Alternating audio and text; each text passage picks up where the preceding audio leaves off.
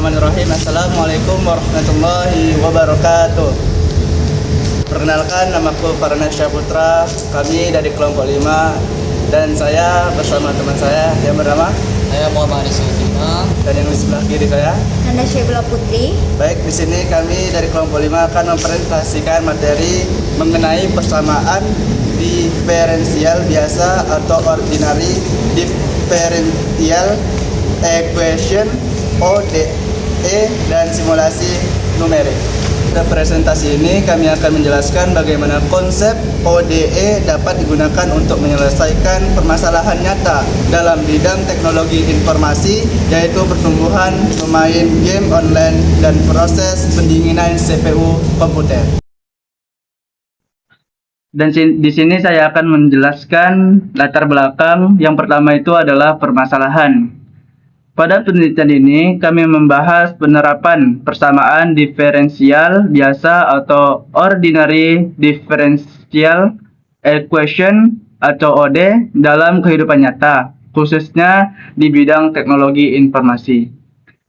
Latar belakangnya adalah karena banyak fenomena di dunia teknologi yang nilainya terus berubah seiring waktu. Contohnya, jumlah pemain game online yang terus bertambah setiap saat.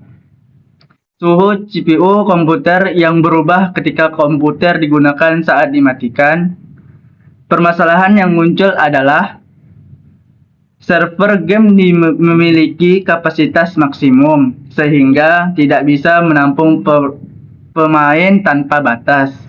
Dan CPU menghasilkan panas saat bekerja dan perlu waktu untuk kembali ke suhu normal. Oke, untuk memahami dan memprediksi perubahan tersebut digunakan persamaan diferensial biasa atau ODE. Dengan ODE kita dapat mengetahui bagaimana suatu sistem berubah terhadap waktu dan prediksi kondisi di masa mendatang. Baik, di slide selanjutnya saya akan membahas kasus pertumbuhan logistik server game. Pada kasus pertama, kami mengambil contoh sebuah game online bernama Dunia Virtual.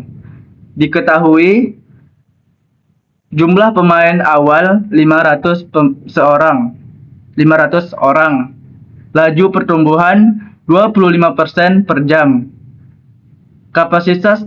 Kapasitas maksimum server 10.000 pemain. Karena server memiliki batas kapasitas, maka pertumbuhan pemain tidak bisa terus meningkat tanpa batas. Jika hanya menggunakan model pertumbuhan biasa, jumlah pemain akan terus meningkat tanpa batas.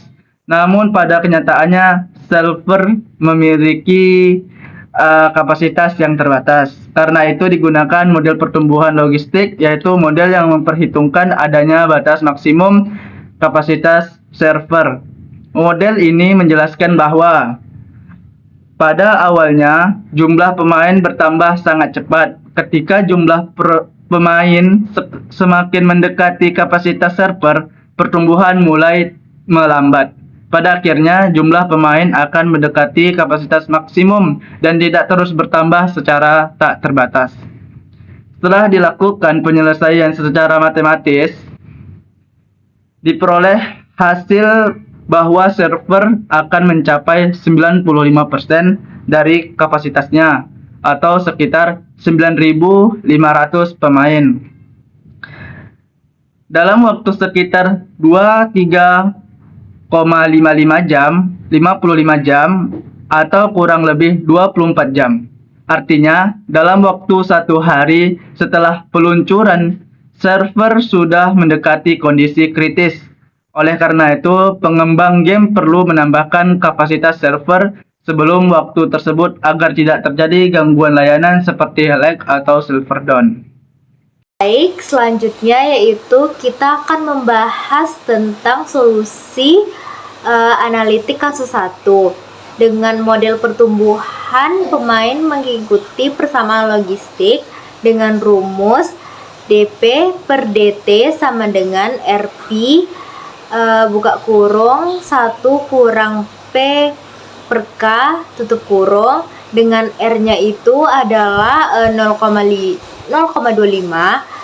K itu 10.000, dan P 0-nya itu sama dengan 500. Setelah persamaan diselesaikan menggunakan metode memisah variabel dan kondisi awal, maka diperoleh solusi PT sama dengan 10.000 per 1 tambah 9E pangkat min 0,25T. Untuk mengetahui kapan server mencapai 95% kapasitas maksimumnya itu adalah P sama dengan 9.500. Nilai tersebut disubstitusikan ke dalam persamaan sehingga diperoleh T sama dengan 23,55 jam. Artinya server diperkirakan mencapai kondisi 24 jam. Selanjutnya yaitu interpretasi hasil kasus 1. Hasil menunjukkan bahwa jumlah pemain bertambah sangat cepat pada awal peluncuran karena kapasitas server masih tersedia banyak. Namun, ketika jumlah pemain mendekati kapasitas maksimum, maka laju pertumbuhannya itu mulai melambat. Berdasarkan perhitungan, server mencapai 95% kapasitas dalam waktu sekitar 23,55 jam. Oleh karena itu, pengembang perlu mempersiapkan penambahan kapasitas server sebelum waktu tersebut untuk menghindari gangguan layanan dan menjaga kenyamanan pemain. Baik, selanjutnya yaitu kita akan membahas tentang kasus kedua, itu adalah pendinginan CPU. Kasus kedua ini membahas proses pendinginan CPU setelah komputer dimatikan. Saat komputer digunakan dalam waktu yang lama, maka CPU itu menghasilkan panas yang cukup tinggi akibat aktivitas pemrosesan data.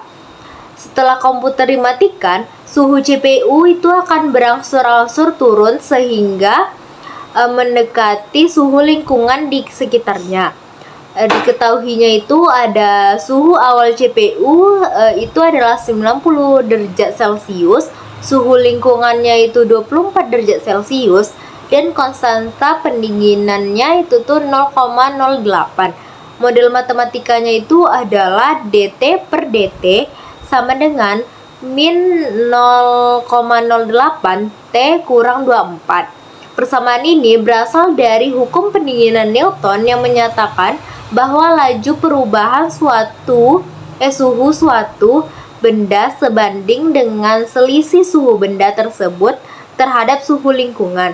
Semakin besar perbedaan suhu, maka semakin cepat proses pendinginannya yang terjadi. Lanjut, kita akan membahas tentang solusi analitik kasus yang kedua ini. Model pendinginan CPU itu mengikuti hukum pendinginan Newton dengan rumusnya DT per DT sama dengan min K T kurang TA. Dengan suhu awal CPU 90 derajat Celcius, suhu lingkungannya itu 24 derajat Celcius, dan konstanta pendinginan K sama dengan 0,08.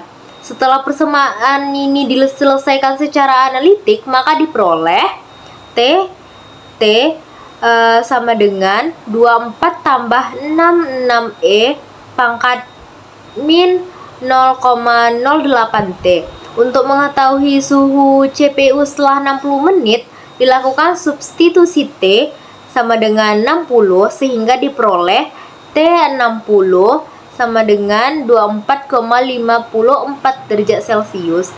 Hasil ini menunjukkan bahwa suhu CPU hampir sama dengan suhu lingkungan setelah 1 jam. Selanjutnya, kita akan membahas tentang interpretasi hasil kasus yang kedua ini. Grafik pendinginan menunjukkan bahwa suhu CPU turun sangat cepat pada awal proses karena perbedaan suhu dengan lingkungan masih besar. Seiringan waktu, laju pendinginan semakin lambat karena selisih suhu semakin kecil. Setelah 60 menit, suhu CPU mencapai sekitar 24,54 derajat Celcius yang sangat dekat dengan suhu lingkungan. Hal ini menunjukkan bahwa model hukum pendinginan Newton dapat menggambarkan proses pendinginan CPU secara realistis dan sesuai dengan kondisi nyata. Baiklah, selanjutnya saya akan menjelaskan tentang metode Euler ini. Selain solusi analitik, kami juga menggunakan metode Euler. Metode Euler merupakan salah satu metode numerik paling dasar untuk menyelesaikan persamaan diferensial biasa atau ODE. Nah, metode ini digunakan ketika solusi eksak sulit diperoleh atau tidak dapat diperoleh secara langsung. Nah, ide utama metode Euler ini adalah memperkirakan nilai fungsi pada waktu berikutnya berdasarkan nilai saat ini dan laju perubahannya. Rumusnya seperti ini. Yn ditambah 1 sama dengan Yn ditambah Hf buka kurung Xn, Yn tutup kurung. Nah, keterangannya itu Yn sama dengan Yn adalah nilai fungsi saat ini. Sedangkan H adalah ukuran langkah atau step size-nya. Fh, Xn, Yn itu adalah turunan atau laju perubahan fungsi.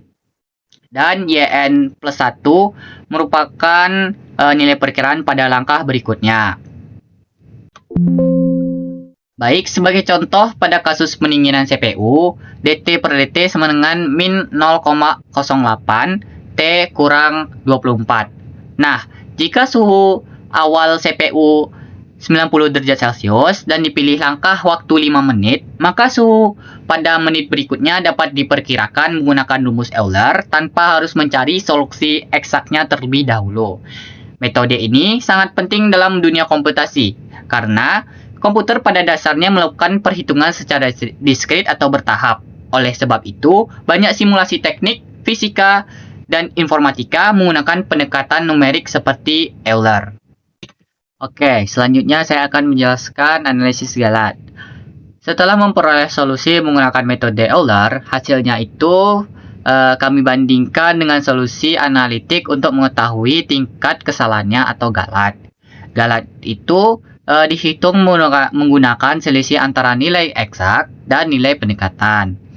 Nah, Galat itu seperti Galat itu sama dengan nilai eksak dikurang nilai Euler.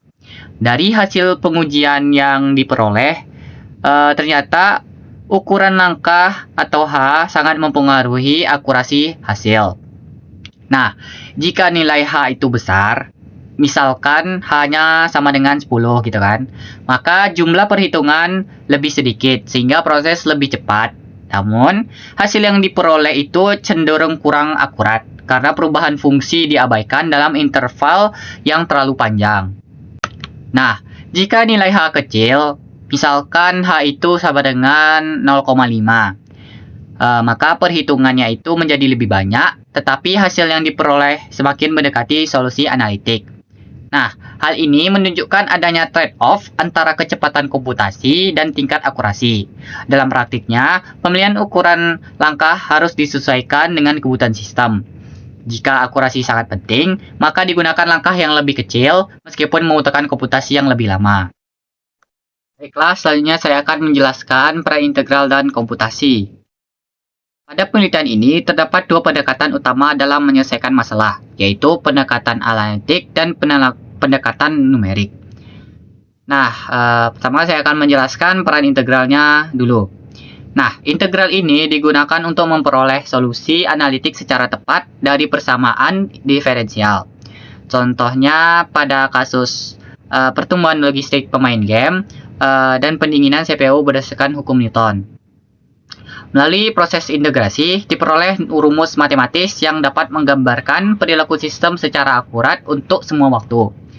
Nah, kelebihan pendekatan analitik ini adalah ia memberikan solusi eksak, menunjukkan hubungan matematis secara jelas, dan dapat digunakan untuk analisis teoritis.